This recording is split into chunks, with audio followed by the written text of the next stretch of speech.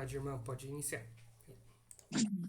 Pai querido, Pai amado, nós somos tão gratos, Senhor, por chegarmos a esse dia, Senhor, festivo, que Tu separaste para nós, Senhor.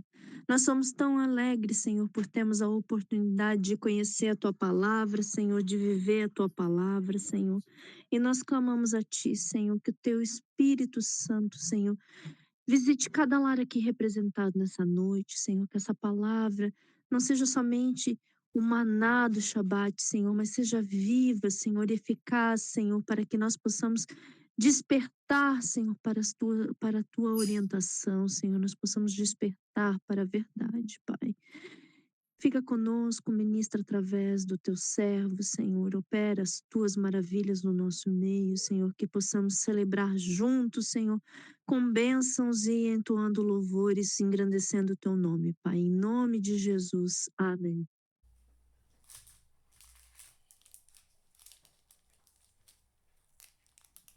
Amém. Irmão Paulo, tá por aí? Tem a palavra. Shalom, Rabino. Shalom. Fique à vontade. Shabbat Shalom, tudo bem?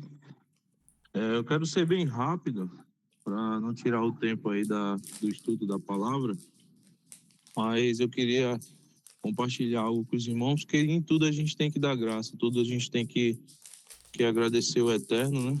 E o meu filho, ele passou, né, numa prova do Senai e vai começar o curso aí no Senai numa área muito boa, né, que é a eletroeletrônica, na parte também de elétrica, automação de máquinas. E através dessa prova, desse curso no Senai, ele vai começar a trabalhar numa empresa. Por ser jovem aprendiz, eu até fiquei surpreso pelo salário, vai ser um ótimo salário lá que ele vai começar a receber, um adolescente de apenas 16 anos, né? E o que é que eu queria compartilhar com os irmãos? É que eu estou no caminho, né, na Techuvá. Se eu não estiver enganado, o Rabino pode me corrigir. Eu acho que vai fazer 2 anos, mais ou menos assim, que eu encontrei o caminho, comecei a estudar com o Rabino, comecei a frequentar a Sheolam, e aí eu só tenho aprendido, né? Só tenho praticado aqueles mandamentos a qual eu negligenciava, né? Não praticava por ensinamentos aí na igreja tradicional cristã, né? Que eu cresci nesse meio e a gente achava que algumas práticas tinham sido abolidas, né? Por esses ensinamentos. E a gente começa aí a seguir os mandamentos do Eterno. Eu sei que muitos mandamentos ainda eu preciso melhorar, praticar, é como o Rabino sempre nos ensina aí, né? Nós temos que pegar os mandamentos, analisar, estudar eles e ver quais mandamentos a gente não está cumprindo, né? Então, a gente sempre tem feito essa análise. Eu sei que eu e minha família precisamos melhorar muito ainda nesse sentido, mas eu sou grato ao Eterno por viver intensamente aí esses mandamentos, né? E a gente está vivendo realmente lá o que fala em Deuteronômio 28, né? Que aquele que segue os mandamentos, faz tudo certinho, as bênçãos do Eterno correm atrás, né? E eu sou muito grato aos irmãos, sou muito grato ao Rabino pelos ensinamentos que ele tem nos passado. Sou muito grato aí por essa oportunidade que o Eterno ele me deu, que me resgatou, e através de mim ele tem resgatado a minha família também. Então sou muito grato ao Eterno por tudo que ele tem feito na minha vida, tanto na minha vida espiritual, na minha vida financeira, na vida do meu filho através da minha vida, na vida da minha esposa através da minha vida também. Então, eu sou muito grato ao Eterno por tudo. E eu queria ter essa oportunidade para compartilhar isso com os irmãos, porque às vezes pode ser algo tão simples, mas um testemunho pode fortificar, fortalecer outro irmão que esteja passando por um problema difícil, porque problemas difíceis todos nós passamos, né?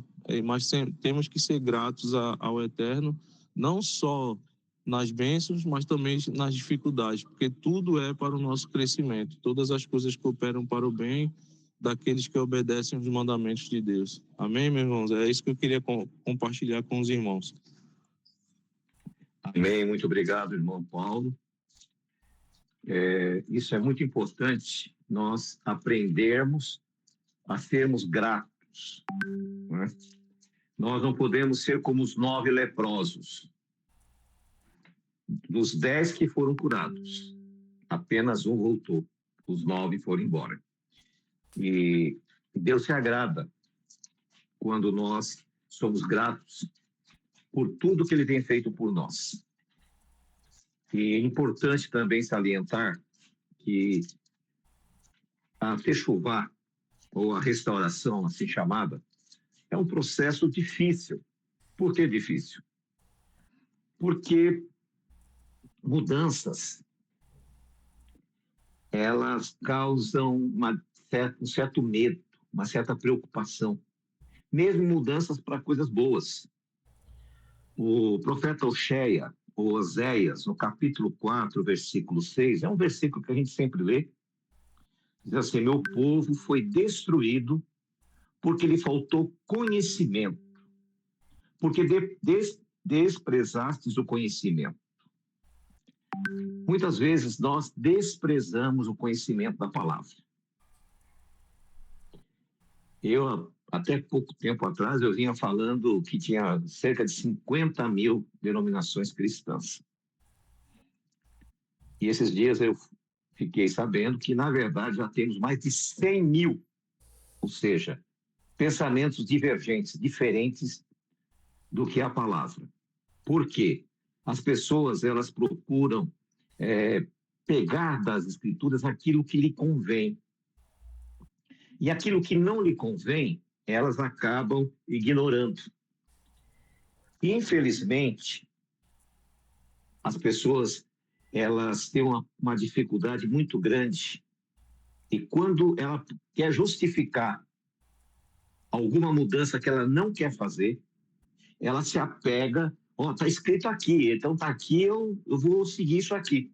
Ela não faz uma análise sintática do texto, ela não avalia, ela não procura informações sobre aquele texto, se realmente é daquela maneira. Como eu havia anunciado, nós vamos estudar hoje o capítulo 10 de Hebreus. E logo no começo, no primeiro verso, nós lemos assim: visto que a lei tem a sombra dos bens vindouros e não a representação exata das coisas, nunca poderão, pelo menos, sacrifícios que continuamente se oferecem a cada ano, tornar-se perfeitos, os que se aproximam. E quando você começa a fazer a leitura, você vai ver que aqui o autor de Hebreus está dizendo que o Cristo substituiu essa lei. E as pessoas, ao invés de entenderem que está se referindo à lei da cerimonial, à lei do sacrifício de animais, ele não está falando dos 10 mandamentos, ele não está falando das festas bíblicas, ele não está falando da alimentação. Ele está falando aqui que Cristo é o sacrifício perfeito que substituiu, o sacrifício de cordeiros, de novilhos, de bodes. Mas quando a pessoa não quer realmente mudar de vida, e mudanças normalmente faz com que as pessoas tenham uma certa dificuldade para assimilar. Existe aquela síndrome de Gabriela, né? Lembra aquela musiquinha lá? Eu nasci assim, eu vivi assim, vou morrer assim. Então, essa síndrome faz com que a pessoa, eu nasci católico, meus avós eram católicos, meus pais, meus tios, e eu vou morrer assim. Ou eu nasci na igreja X, Y, e vou morrer assim. E as pessoas, elas têm medo de mudança. Outras pessoas, elas confundem muito questão de você se restaurar a sua alma, mudar a sua vida espiritual. As pessoas, elas acham que você se filiar a um movimento religioso, e isso vai te favorecer na sua vida sentimental, na sua vida profissional, na sua vida com relação aos amigos, enfim. E não é para isso que foi a Escritura está falando. Quando o irmão Paulo citou Deuteronômio 28, que eu sugiro que vocês voltem a ler, os 14 primeiros versículos ali falam das coisas boas que acontecem para quem guarda os mandamentos de Deus. E ali diz assim, tudo vai ser bom na sua vida. As coisas vão acontecer na sua vida. As bênçãos vão correr atrás de você. Mas tem que ter um princípio ali, tem que ter uma decisão. Você tem que seguir, servir a Deus. Ou seja, quando você cumpre Torá, as coisas acontecem na sua vida. Porém, aí quando você pega do versículo 15 em diante, vai dizer que se você transgredir a Torá, as coisas vão virar na sua vida, as coisas ruins vão acontecer. Então, existe um princípio fundamental que nós temos que entender, que quando os tradutores fizeram a tradução da Bíblia, você sabe que até pouco tempo atrás, não vai muito longe, aqui no Brasil mesmo, até os anos de 1950, a Igreja Católica, ela fazia as suas homilias, as suas missas em latim. No passado, era proibido alguém ler a Bíblia. Eles diziam que quem lia a Bíblia ficava louco.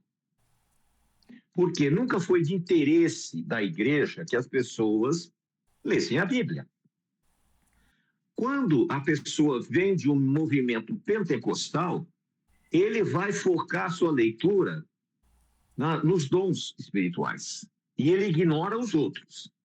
Quando a pessoa é sabatista, ele vai focar a sua ideia na questão do sábado. Quando a pessoa é um evangélico comum, ele vai focar na graça. Então, cada um pega aquilo que mais lhe interessa. Então, vamos continuar aqui para você entender algumas coisas. No versículo 2 diz assim, de outra maneira, cessariam-se de oferecer, pois, uma vez purificado, os que tributam tal culto já não teriam consciência do pecado. Porém, nesses sacrifícios, a cada ano se faz a recordação dos pecados. Quando se fala a cada ano, ele está se referindo ao Yom Kippur. Então, o ano todo, o povo de Israel ficava esperando o dia do Yom Kippur. Porque o dia do Yom Kippur era o dia do perdão anual dos pecados. Porém, quando Cristo morreu, o que aconteceu? O véu se rasgou de alto a baixo. O Yom Kippur também já não era mais celebrado há cerca de 5 séculos, porque eles não tinham a Arca da Aliança. Os rabinos colocaram no lugar do sacrifício de Yom Kippur as rezas, como nós já estudamos aqui. Porém, todos os anos, as pessoas ficavam ali, né, levando os seus sacrifícios, seus animaizinhos, para perdoar os seus pecados. No Yom Kippur, levava as suas ofertas. E esperava o perdão total. A igreja não fazia diferente. A igreja vendia suas indulgências para o perdão. E essas coisas veio na nossa mente como que o sacrifício seria a solução para os pecados. E não é. Yeshua nos mostrou, né, que a obediência nos aproxima de Deus. A desobediência nos separa de Deus. Quando ele se deu como sacrifício perfeito, uma única vez, como nós lemos aqui em Hebreus, ele quebrou todo aquele sistema religioso que já, pelo menos há 1.500 anos, era feito. Aquela mortandade desnecessária de cordeiros, né? Novilhos, de pombinhas. Mas chegou um ponto que as pessoas já não tinham mais noção do que era o pecado. Eu cometi um pecado? Eu levo lá uma pombinha, levo um cordeiro e está tudo certo. Não havia verdadeiro arrependimento. Porém, o que acontece? Quando Yeshua veio, ele nos mostrou o caminho da salvação. Ele nos ensinou como poder obter essa graça. A igreja interpretou errado a graça. A graça é o dom que Deus nos dá de nós podermos ser chamados filhos de Deus. E através daquele sacrifício que Yeshua fez no Calvário, abriu as portas para que nós possamos fazer parte dessa grande família, como vocês fazem parte. Porém, muitos têm ignorado alguns aspectos. Quando a pessoa está na igreja, ela vai em todas as reuniões. Normalmente a igreja faz várias reuniões. Faz domingo, faz quarta-feira, faz quinta, enfim, várias reuniões. Quando ele vem para Techuvá, ele começa a ser seletivo. Ele acha que ele não precisa mais estar na presença de Deus. Ele acha que ele é autossuficiente. E no versículo 25 do capítulo 10, olha o que diz: não deixando de nos congregar, como é costume de alguns, mas exortando-nos, e tanto mais quando estamos vendo que aquele dia se aproxima. A volta de Yeshua é iminente, e nós não podemos deixar de congregar. Aí você vai dizer, mas eu não consigo congregar. O Freitas mora lá no Rio Grande do Norte. A Rosângela mora lá em Santa Catarina. O Eurico mora lá em Bauru. O irmão Pedro mora lá em Mato Grosso. E assim por diante. É natural que não tenhamos como. Mas nós temos a alternativa. E qual a alternativa? É essa. Quando nós estamos aqui, nesse momento, nós estamos congregando. Congregar é se ajuntar. Nós estamos ajuntados, né? Através dessa tecnologia, estamos louvando a Deus, estamos adorando a Deus. Isto é um ato de congregação. Não justifica você, por exemplo, hoje, que é Shabá, você ter outra atividade sem estar nesse momento congregando. Então, é importante que você coloque na sua mente e dê esse valor, porque através da palavra que Deus vai trazer da palavra de Deus, é que você vai ser abençoado e vai ser edificado. Porque muitas vezes nós questionamos isso. Por exemplo, aos sábados, das 17 às 17h30, nós temos aqui momentos de oração e louvor. Infelizmente, nós não podemos gravar, porque as redes sociais bloqueiam. Aí o que acontece? Das 17h30, nós temos a Paraxá. Nesse momento, é importante que você esteja participando, esteja congregando. Você está congregando, você está adorando a Deus. Por isso que ele diz, não deixando de congregar como é costume de alguns. Naquela época já havia esse costume, porque houve uma mudança radical. Anteriormente, como era a religião? Eles levavam o seu sacrifício, uma vez por ano, levavam o sacrifício do Quipur, e aos sábados se reuniam nas sinagogas para discutir Torá. Mas muitos ignoravam, e muitos achavam que aquela, uma vez por ano, estava muito, muito bom. E aí, no santo sábado, ao invés de ele adorar a Deus, dele dedicar-se a Deus, ele começa a fazer as suas próprias atividades. E a Bíblia diz que nós não podemos fazer os nossos próprios interesses no dia sagrado. Lembra no último estudo que nós falamos que no 7º dia Deus abençoou e Deus santificou?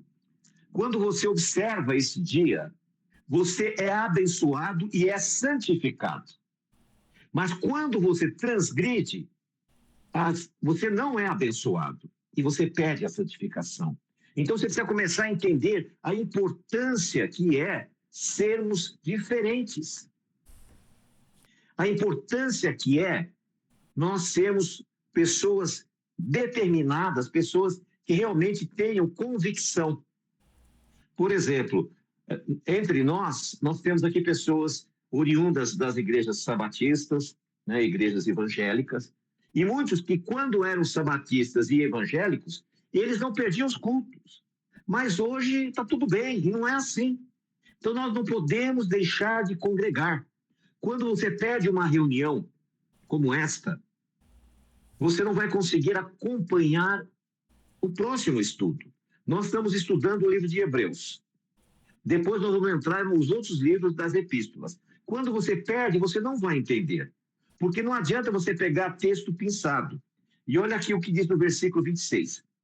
Porque se voluntariamente, presta bem atenção, continuarmos pecando, depois de termos recebido conhecimento da verdade, já não resta mais sacrifício pelos pecados. Olha que sentença terrível. Para nós, para mim e para você. Depois de você conhecer essa palavra, conhecer essa verdade, você continuar pecando, não tem sacrifício que mude a sua vida. Não tem sacrifício. Mas uma terrível expectativa de juízo e um fogo colérico que está a ponto de consumir os adversários. Então, da mesma maneira que o autor aqui de Hebreus diz que mesmo quando você tomou conhecimento da palavra e começa a transgredir, o sacrifício de Cristo para você não significa mais nada, não surte mais efeito. E nós vemos também que em 2 Pedro, também é muito conhecido entre nós, 2 Pedro, capítulo 2, versículo 20, deixa eu conferir aqui. Versículo 20 diz assim: visto que depois de ter escapado das contaminações do mundo pelo conhecimento do Senhor e Salvador Jesus Cristo, enredando-se outra vez nela, são vencidos, e seu último estado vai ser pior do que o primeiro. Olha que coisa. Depois que você conheceu a palavra e você começa a se afastar, o seu segundo estágio vai ser muito pior do que era antes de conhecer. Vai ser muito pior do que antes de você ter conhecido. No versículo 22, acontecendo-lhe que diz aquele provérbio, o cão volta o seu vômito e a porca lavada volta a lama. Então, a importância que nós temos que ter é não voltar atrás. Nós não podemos voltar atrás. Nós temos que continuar na frente. O capítulo 2, versículo 4. Porque se Deus não perdoou os anjos que pecaram, porém expulsando-os para o inferno, entregou as prisões da escuridão para serem reservados a teu juízo. E se não perdoou o mundo antigo, mas guardou a Noé, pregador da justiça, com outras 7 pessoas, trazendo o dilúvio sobre o mundo dos ímpios. E se condenou à destruição a cidade de Sodoma e Gomorra, reduzindo a cinzas e tendo aposto como exemplo aos que vivessem impiamente. E livrou o justo Ló, afligindo pela conduta libertina daqueles insubordinados. Se Deus não poupou eles, você já imaginou a quantidade de pessoas antes do dilúvio? A quantidade de pessoas das 5 cidades lá de Sodoma e Gomorra e as outras 3 cidades? Deus não poupou. Se Deus não poupou os anjos, por que ele vai poupar você ou eu? Deus é justo. Se ele poupar a nós, ele vai ter que rever o que passou para trás. Então, a importância que tem, né, de nós obedecermos a palavra, ficarmos fiéis.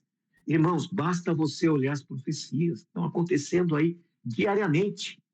Se você começar a ver os noticiários sérios, não a Globo, porque a Globo, aquilo ali eu vou te contar. Mas se você começar a ler jornais ou revistas ou ver noticiários sérios, Você vai ver as profecias se cumprindo aos nossos olhos.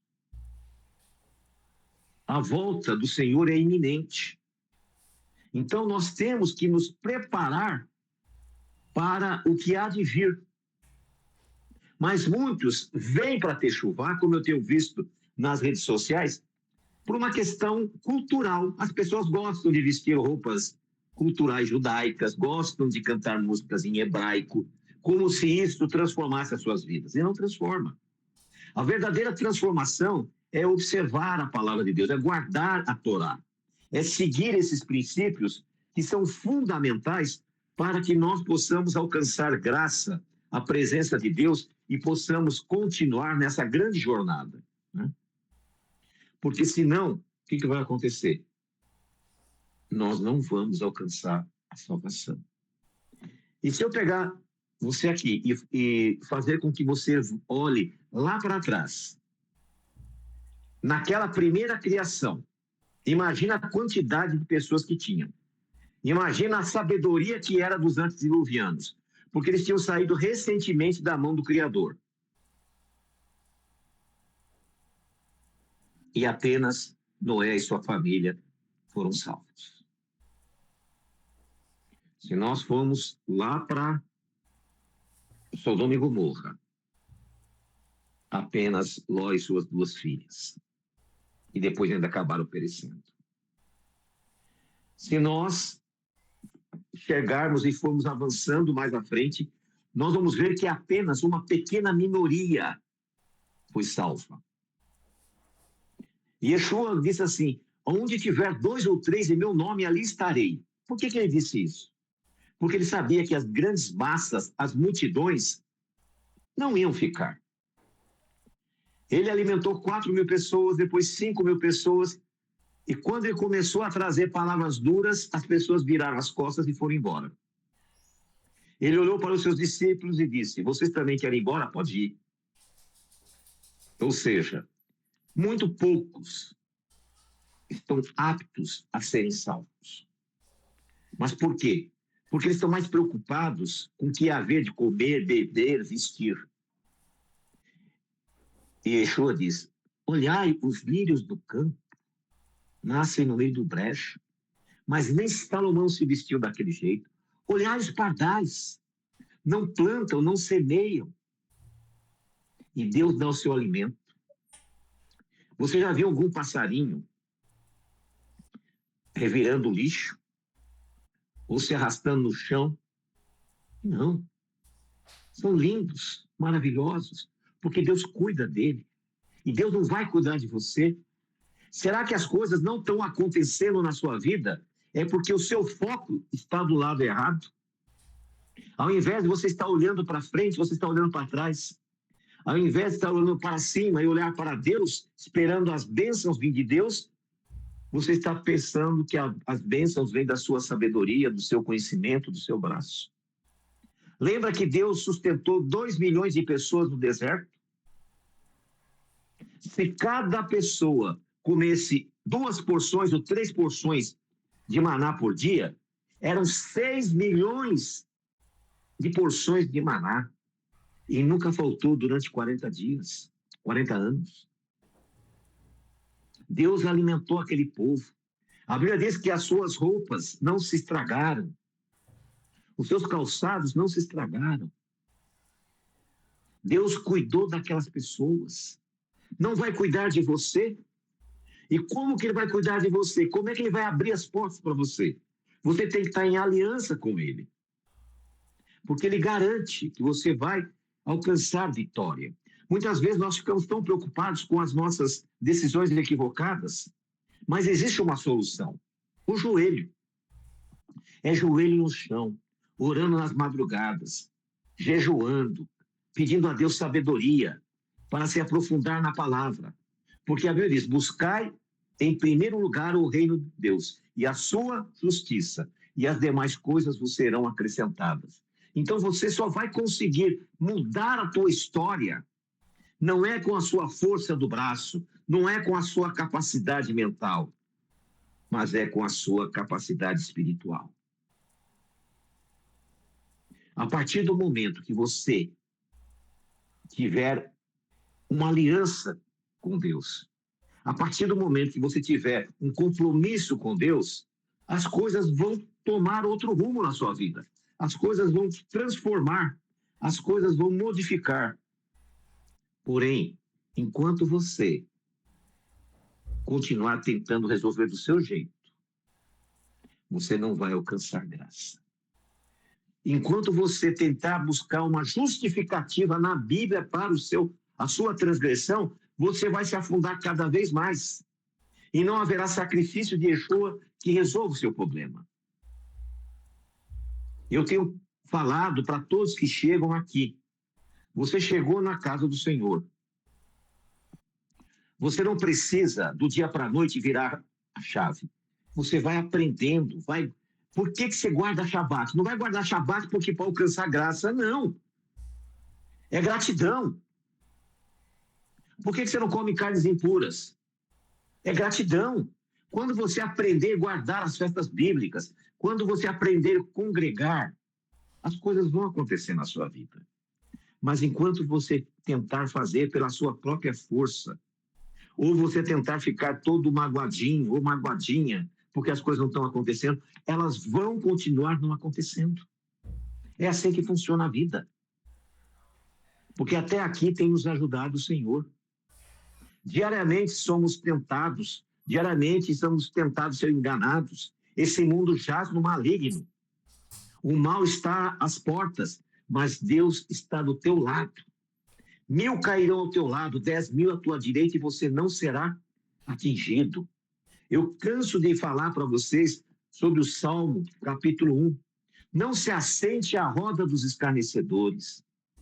E hoje a maioria das pessoas, em vez de estudar a palavra, ficam vendo vídeos de homens ímpios, transgressores, que falam bonito.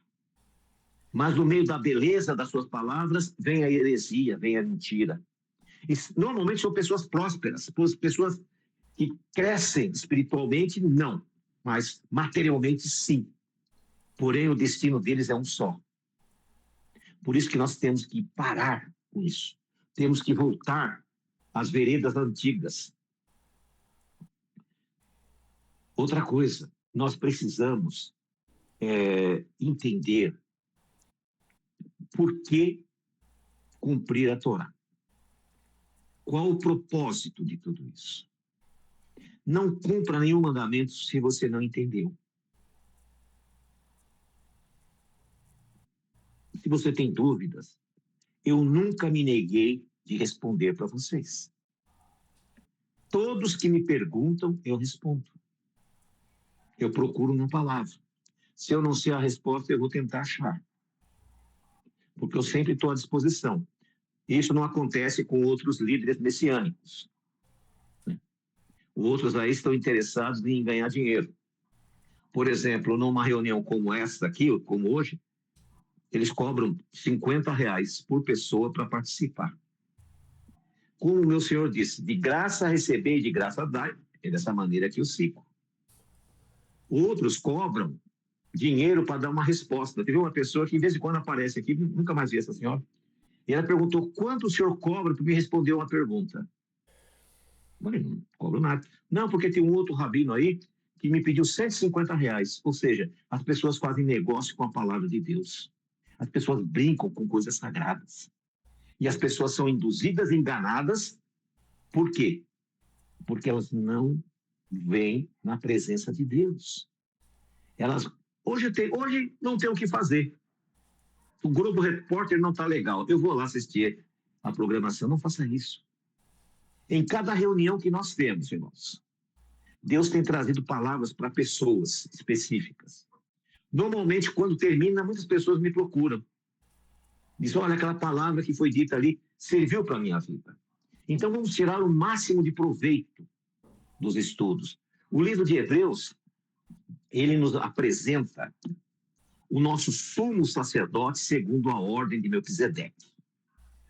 E ele nos diz que Melquisedeque não tem pai, não tem mãe, não tem origem, porque é o próprio Senhor Yeshua.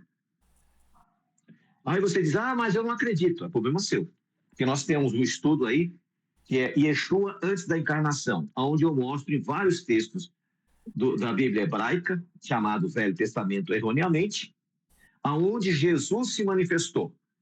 E ele se manifesta ali como Melquisedeque, como sumo sacerdote. E ele oferece para Abraão a aliança do pão e do vinho. No dia que Yeshua ia ser preso, no dia 14 de Aviv à noite, ele estabelece o ceder de Yeshua, a ceia de Yeshua. A mesma coisa que Abraão fez com Melquisedeque e Yeshua fez com seus discípulos. E eu vou ser sincero com vocês. Para mim aceitar isso não foi do dia para a noite. Tem aqui entre nós o irmão Freitas, ele ficou batendo nessa tecla muito tempo e eu não entendia. Até que um dia eu falei, tá certo. Liguei para ele e falei, irmão, Deus abençoe sua vida porque você me ensinou, eu não tinha entendido. Aí que eu fui entender a questão de Melquisedeque. Quando Yeshua morre, ressuscita, ele se apresenta ao Pai no santuário celestial. E ele está à destra do Pai. Quando nós oramos e pedimos perdão para os nossos pecados, a Bíblia diz que as nossas orações são incenso suave ao Senhor. Ele apresenta o nosso pedido ao Pai e apresenta o seu sacrifício e diz, eu morri por ele. E nós temos o perdão. Nós não precisamos esperar um ano para que chegue Yom Kippur. Nós podemos fazer a cada momento, a cada dia, renovar a cada dia a nossa vida espiritual. Por isso, meus amados, eu gostaria que vocês cada dia mais se aprofundassem. Eu estou muito feliz com muitos irmãos aqui que têm participado, as irmãs que estão estudando em outros dias. Eu agradeço muito a irmã Rosângela, a irmã Paloma, a irmã Sumara e as outras irmãs, que a irmã Maria, e tem mais aí que participou, me perdoe se eu não falei o nome. Isso é importante. Nós temos que começar a ser uma grande família, a tratar dos assuntos que envolvem a vida. Marido, mulher, filho, né? Trabalho, enfim, como celebrar Shabat. Seria importante nós aprendermos como celebrar Lua Nova. E tudo isso nós vamos aprendendo junto. É importante essa nossa convicção de aprendermos. É para isso que nós nos reunimos. Então, eu não gostaria de alongar muito, mas gostaria de dizer para vocês, irmãos, procurem se dedicar mais à leitura da palavra de Deus, estudar esses termos, esses textos que nós estamos estudando. O livro de Hebreus é um livro pequeno, é um livro gostoso de ler. E se você entender o livro de Hebreus, você vai entender o plano da salvação. Você vai entender quem é Yeshua. Você vai entender o que é a aliança do pão e do vinho. Para vocês, a maioria vocês não sabem. A nossa ceia é uma vez por ano. Na véspera dos pães ázimos, nós temos o nosso ceder, com o pão e o vinho.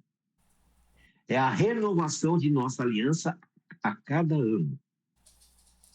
Então, tudo isso, para muitos, é novidade, porque muitos que são oriundos da igreja, algumas igrejas fazem mensalmente a ceia, outros fazem bimestralmente ou trimestralmente.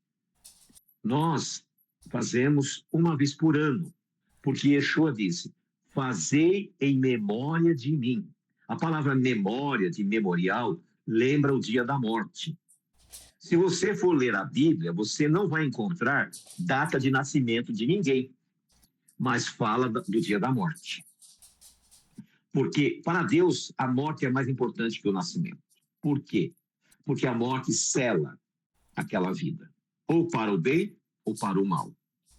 Então, o dia que Yeshua morreu, ele fez uma aliança com seus discípulos. Até ali, ele não tinha nenhuma aliança com eles. A partir daquele momento, eles entraram em uma nova aliança. Quando você participa conosco no ceder, você faz uma aliança com o Senhor. E eu tenho certeza que no futuro Deus vai preparar que a gente possa conseguir ter recursos para poder trazer aqueles irmãos que não têm condições de vir, para que todos possamos fazer esta cerimônia, esse seder, né? A ceia de Yeshua. E ele diz, fazer isso em memória de mim. E é importante nós fazermos. É importante nós aprendermos. Então, era isso que eu queria apresentar. E especialmente o que ele diz em Hebreus 10, 25. Não deixem de congregar. Talvez as coisas não estão acontecendo. Os problemas, não, aqueles nós que a vida dá, não estão conseguindo desatar por um simples motivo. Porque você está mais preocupado com a sua vida, com as suas amizades, com o seu trabalho, do que com o Senhor. O rei Davi disse uma coisa que eu gosto de falar sempre. Ele dizia, alegrei-me quando me disseram, vamos à casa de Jeová. E seria isso o mais importante que nós disséssemos. Alegrei-me quando me disseram, vamos assistir a live, vamos para a congregação. Isso faz toda a diferença. E eu agradeço realmente a vida de cada um de vocês. Eu espero que a gente possa cada dia melhorar. Se você tiver dúvida, não se preocupe. Entra no meu privado, manda a pergunta. E eu faço questão de dar a resposta. Eu sei que os irmãos perguntam uma coisa, eu mando uma lista de telefone, assim. A resposta é muito grande. Mas é que tem perguntas que não dá para dar uma resposta simples. Mas eu vou estar aqui sempre ao dispor de vocês. Então, que Deus abençoe, que possa nos dar um Shabat de paz, de alegria, possamos refletir nessas palavras. Eu passo agora para o irmão Danilo, para que ele encerre com oração. E a irmã Rosângela se coloca à disposição, eu agradeço realmente o trabalho que ela tem feito, para as irmãs conversarem com ela tem muita experiência, possa ser aconselhada por ela, eu agradeço muito, e peço aos irmãos também, se tiverem dúvidas, nós estamos aqui para isso. Shalom, shalom. Irmão Danilo, depois eu faço a bênção final. Vamos orar? Pai querido, Pai amado, obrigado por esse estudo, pelo entendimento da palavra. Pedimos a Tua bênção para esse Shabat, Senhor. Possamos estar alinhados com Teus planos e que o Senhor possa proteger, abençoar cada irmão que aqui está e seus familiares. Pedimos a Sua bênção para agora entrar em seu descanso.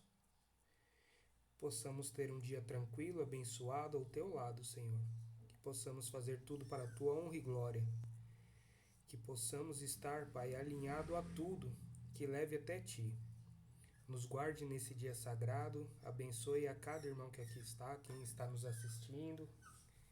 Esteja conosco sempre. Pedimos perdão pelos nossos pecados, erros e falhas, Senhor. Graça Te damos em nome de Cristo Jesus. Amém, Senhor. Amém. Em Hebreus 4:4 diz assim, porque em certo lugar disse assim acerca do sétimo dia, e repousou Deus de toda a sua obra no sétimo dia. E outra vez nessa passagem diz, não entrarão no meu repouso, porque resta alguns que entrem nele. Não deixe de entrar no repouso do Senhor. Oremos. E o Senhor te abençoe e te guarde. Que o Senhor faça resplandecer o seu rosto sobre ti e tenha misericórdia de ti. Que o Senhor sobre ti levante o seu rosto e te dê shalom, a paz. Shabbat shalom a todos. Shabbat Até shalom. amanhã, às 17 horas.